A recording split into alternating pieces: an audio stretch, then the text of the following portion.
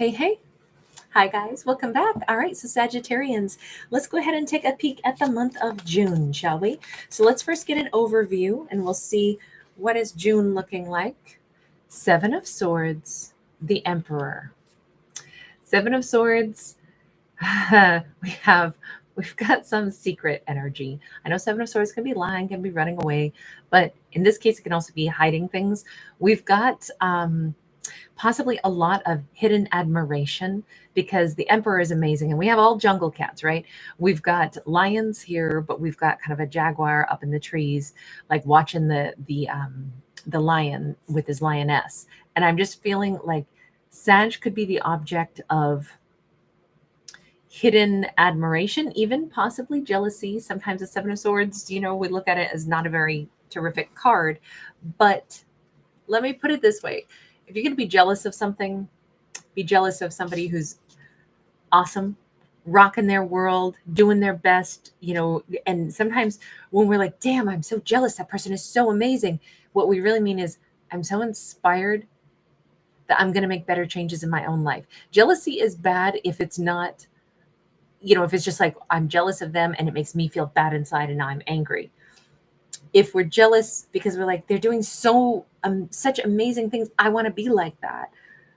I want to, then it becomes inspiration, and then we drive ourselves, and that becomes almost like, our mentor or our, even if somebody doesn't know that they're our mentor, they're still like our guiding light for who we want to behave more like. So this could be very positive. I don't want to put a negative spin on it, but it does look like there is some wonderful, well, maybe I shouldn't say wonderful. There is a profound amount of inspiration. Again, we see hidden either jealousy. I don't really know yet what the ultimate objective is. Oh, High Priestess. Okay, so Sag knows this. Sag knows somebody watches them. Sag knows that they're making an impression all the time. In fact, Sag is aware subconsciously that somebody watches them. Okay. Action of Cups. But Sag is also like, but it might be a long time before this person takes any action. It could be a long tunnel for them to get from they're spying on me, they're noticing me, but I don't know if they're ever going to approach me. It's interesting for the overview to be, on one hand, I don't think that Sag is being egotistical at all. I just think that the overview for the month of June is Sag has an awareness, but they're not letting on. It's like, I see you watching me because I can spot it. My spidey sense is telling me. And although I know it, I'm not going to call it out. I'm not going to say, I know you're out there. What are you doing? What do you want to ask me? I don't think Sag is making any move. I just think that the overview is, and maybe a lot of people watch Sag. Maybe this isn't even just one person. But I think if anything, Sag takes it as, I sense it and I know it. Whatever they're going to do is up to them. If they watch me because they're attracted to me, fine, but they haven't made a move toward me yet. And I'm not going to, make any moves toward them. I can feel that there's either a bond growing in the month of June. I mean, this feels like this is the big ticket item. Just let's say the big ticket item is the acknowledgement that I know something's happening under the surface, particularly with them focusing on me. I don't think it's a bad thing. I don't think this looks like, oh, why is this ex spying on me? It doesn't look like that at all. There's no like frustration or, like I don't want them to be able to pay attention to me. I don't get any of that. It's more like in the future, we'll see what comes of this. The person who's spying could be a Libra, Gemini, Aquarius, but we actually have Pisces. We also have Emperor for the Aries. And then we also do have a Virgo, Cancer, Pisces vibe off of that High Priestess card as well. So, three major arcana out of, only a few cards there. All right, let's take a look at the topic of love. In the month of June, Sag could have quite a lovely, fulfilling, fill my cup up with love kind of vibe. By the way, somebody could take a trip to like a Bavarian looking town, or maybe this is like German, Bavaria, Switzerland. I don't know, the housing style. Maybe somebody's going to a restaurant that is really cute, or like maybe Tudor style. It's kind of hard to tell in this exactly how I would peg that architectural style, but it's definitely, I'm an American. This is not American architecture. So I'll just say I'm going to use the word foreign, but it's only because it's foreign to me, right? It's really pretty. I love it so much. But I'm wondering if somebody is like going out for drinks, maybe they're dating a little bit, maybe they're going to some fun, eclectic, wine bars. But in the context of love, this is about pleasure and enjoyment. King of Pentacles, Sag, this actually looks like we have fun. We may have some good love and some good romance, some good date with a King of Pentacles. Page of Cups. It still looks like it's still new. It's like, oh, it's really fun. I'm going to meet somebody awesome this month. This could be, let me put it in this context because I have this whole scenario that just slammed into my skull here. It is possible that at a work-related event or some other like socializing event, like let's give a scenario where somebody does pub trivia with their colleagues or with people that they volunteer with or work with in some industry, but then they also have like a social outing, and at the social outing the boss or whoever is in charge, maybe Sag gets a chance to like really interact with them, and there's the budding of a romance. This feels very fun and very social. Then we have somebody who's quite serious, and again, it could be like a boss energy. This could be somebody who pays somebody's paychecks, but there is this spark of emotional interest. And I think it's a spark between Sag and this person that starts to grow in the month of June.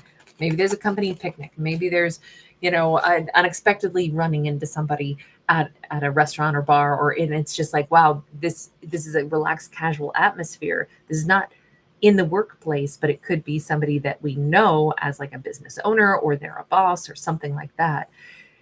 But the spark is lit. Definitely lit. And then from there, this could start to take off.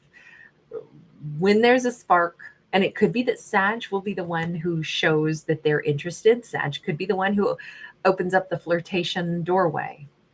Maybe Sag has had a drink or two and it makes them a little bit bold, a little bit mouthier. I don't know. But this is Sag possibly being the one who broaches the subject of like, well, this is a nice change of pace. I always hoped I'd bump into you someplace where it wasn't formal so that I could meet the real you. And then we're not at work right now, so I can tell you very attractive, like whatever this is. I feel like there is some kind of opportunity to be in a social setting that permits, without being over the top or inappropriate or, trespassing to where HR is going to have to come in and referee on Monday. I feel like there's an opportunity for two people to start building a bond. And it seems like in this storyline, it looks like there's finally some blunt conversation. Now, blunt conversation in response could either be, hey, this is inappropriate, we do work together. And that could be, King of Swords will say what they think, and what the truth is. I would like to pursue it, but I can't. Or, yes, I'm interested too, but we have to handle it properly. This could be somebody who turns out to be married. That could be a disappointment. Hang on. Is this finding something out? 3 of Pentacles. There's, what I think this is? Either, okay, we have one other storyline that I could see this as. Either there are 2 people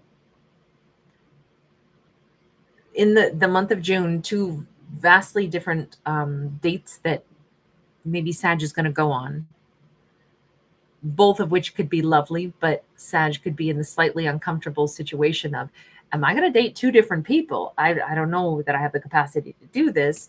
They're both wonderful, but how do I pick between these 2 amazing kings?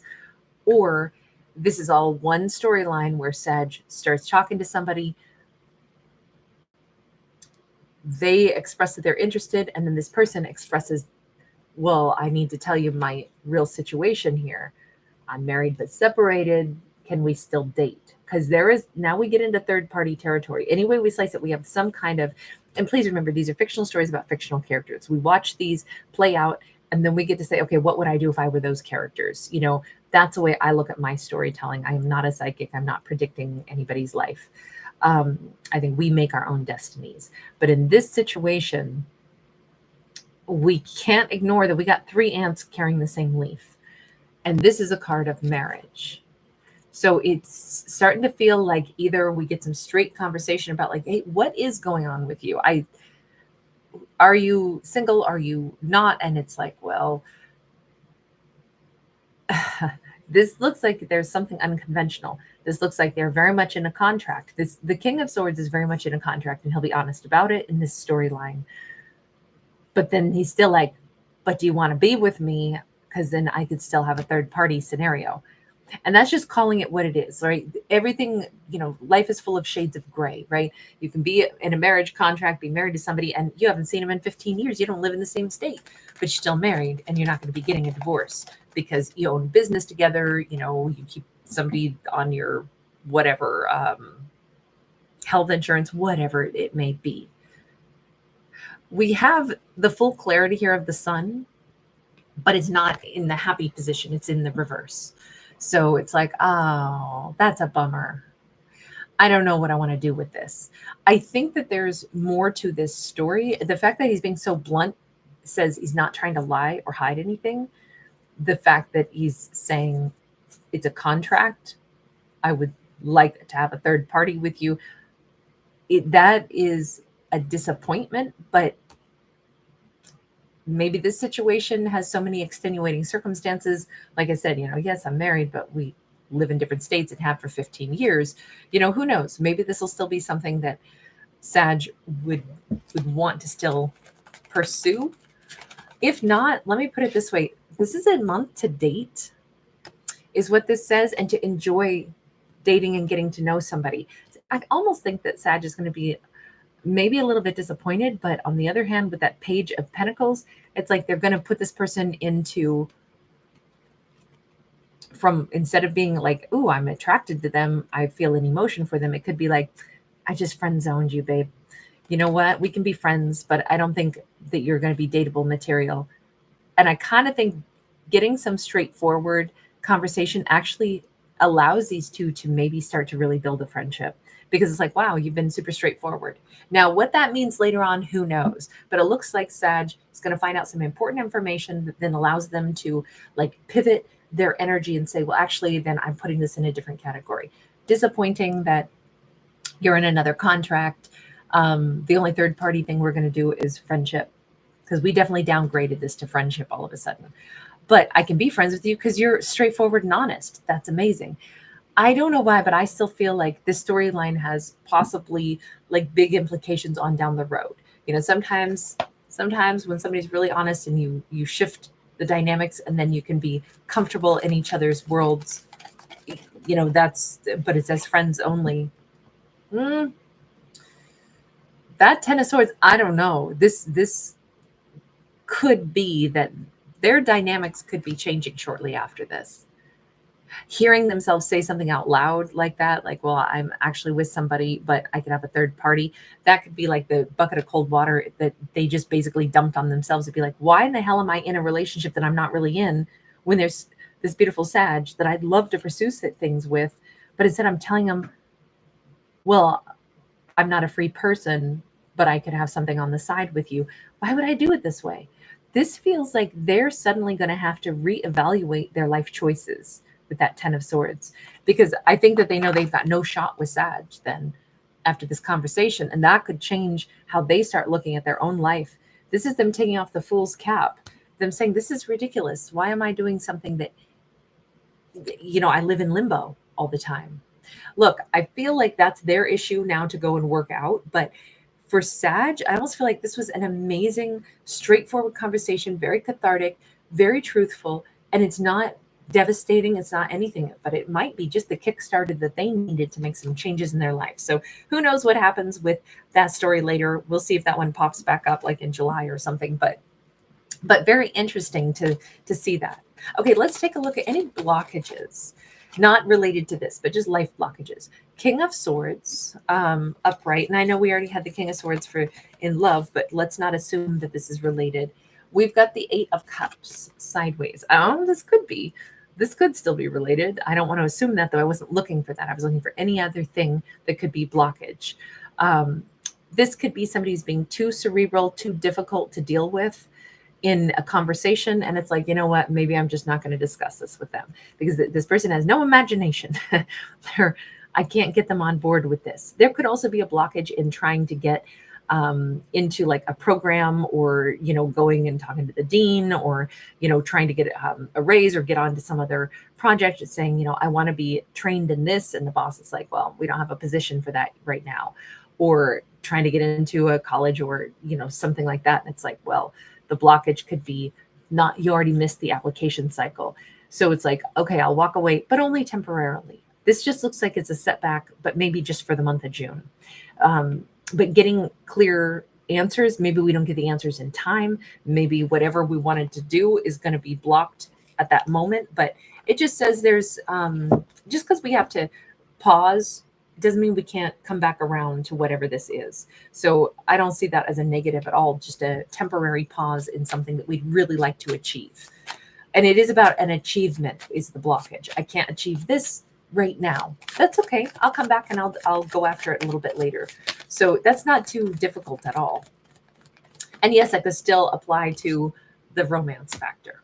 All right. And last but not least, let's take a look at any message from the ancestors, the guides, for the month of June. The star, keep staying true to one's own life path and keep, reaching for the star, reaching for the goal, going after the thing that our character truly wants. It says, always reach for what is true for our character. Knight of Swords. It also says don't languish, don't waste time, don't look, let's apply this like to the concept of love, or the concept of, whatever accomplishment, or, like I said, if somebody wants to get into a program, but they missed the application cycle and they have to, leave that alone for right now and then come back, in the next cycle. The guides say, yeah, but your life path is made up of way more than just one love romance, or just one pathway that you would want to take in like career or schooling or something. So keep working toward your true life path, your goals, dreams. Don't wait or waste any time just because an application cycle is already closed. It says, yeah, but think about what else our character could do that still keeps them on the path of what it is that they want to study, or, whatever they want to do at work. And, if they're not giving raises or moving people into the departments, who cares? Still pursue things that will better our life for our long-term plan, for the big goals that we have. Or if someone's not available to us in love, they're the contacts that we want them to be. It says, yeah, but if your goal is to meet somebody who can be long-term material, don't stop dating. Keep on keeping on. There's other fish in the sea. Don't pause just because there's a temporary, like, unavailable status on something. Ace of Swords is upright. Again, so much about keep your eye on the prize, stay super aligned, don't get sucked into disappointment, because honestly, our character's still very much on their life path. They're going to have other very clear wins in the month of June. They're going to keep like loving their life also. This is actually a really good month, even though it looks like there's some disappointments. It says, no, it's not disappointments. It's rolling with things, letting things play out the way they need to, and not pausing our own, pursuits of our life path. Because I think our character's going to have a lot of wins this month also. All right, take care. Thanks, guys, for being here. Thanks for giving it a thumbs up. Bye.